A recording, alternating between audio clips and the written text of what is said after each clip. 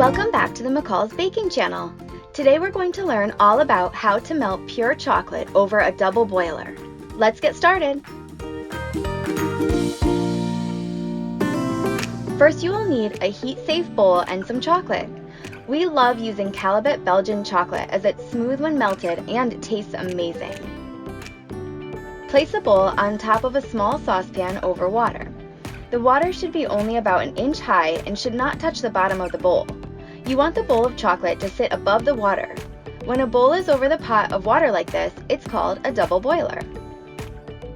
Turn your stovetop onto medium heat and let the water come to a simmer. The chocolate will begin to melt around the edges of the bowl. Give it a stir to help the chocolate melt evenly. Keep stirring the chocolate to ensure that it melts uniformly and quickly. Stirring often will also prevent the chocolate from overheating or burning. It won't take long for the chocolate to be completely melted. Look how beautiful and smooth that chocolate is. Remove the bowl of chocolate from the pot and place it on a towel to dry off the bowl. Chocolate and water do not mix well. Check the temperature of your chocolate using a digital thermometer. Perfectly tempered white chocolate will be between 82 and 84 degrees. Your freshly melted chocolate will definitely be hotter than this, which leads us to the next step, tempering the chocolate. Add a few unmelted pieces of chocolate to the bowl of melted chocolate and stir them in. This is called seeding. The stable chocolate crystals in the chocolate pieces encourage the formation of beta crystals in the melted chocolate. As you stir in the chocolate pieces, it will help the melted chocolate form those good beta crystals that were lost during the melting process. You want the beta crystals as they are what will make the hardened chocolate shiny and crisp. You want your chocolate to have a beautiful sheen and a nice crunch when you bite into it later on. Seeding the chocolate, or adding the cold chocolate pieces, also helps cool down the melted chocolate. Stir constantly as you add the chocolate pieces to melt them slowly, bringing down the temperature of your chocolate and making those beta crystals form. Depending on how hot your chocolate was, you may need to add more or less chocolate seeds to the bowl.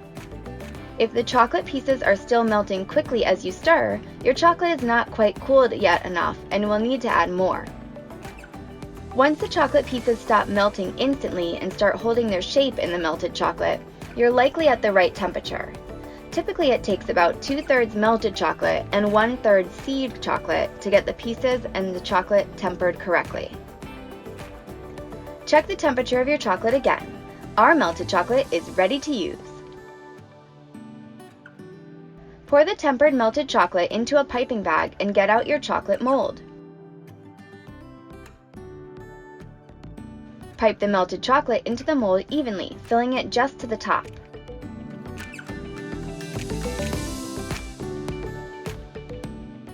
Gently tap the mold on your work surface to level the chocolate and remove any air bubbles. If you're making chocolate lollipops, add the lollipop sticks. Set the chocolates aside to harden at room temperature. White chocolate is perfect for dyeing, creating fun colored chocolate treats. All you need is a few drops of McCall's chocolate and candy oil-based food coloring. Add a small amount of the oil-based dye to the chocolate and stir well. A little food coloring goes a long way, so be sure to just start with a drop. You can always add more if needed.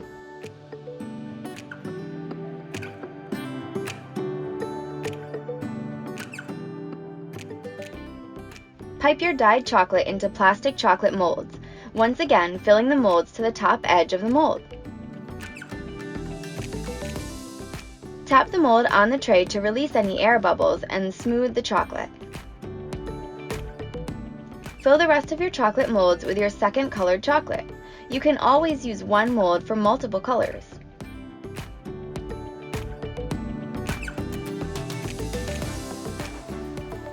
Once your chocolates have hardened at room temperature, they're ready to remove from the mold.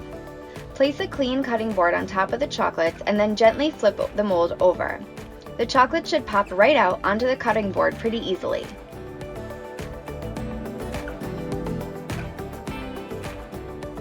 Unmold the chocolate lollipops the same way. How perfect are these Easter-themed chocolates? They're shiny, brilliantly colored, and surely will taste amazing. Use some extra tempered chocolate to pipe small details on the lollipops and on your chocolate candies. Little extra touches make these homemade chocolates even more perfect. We hope you loved our video all about melting chocolate over a double boiler and tempering chocolate to create beautiful chocolate candies and lollipops. If you want to see a more in-depth how-to videos, be sure to subscribe to our YouTube channel and give this video a like.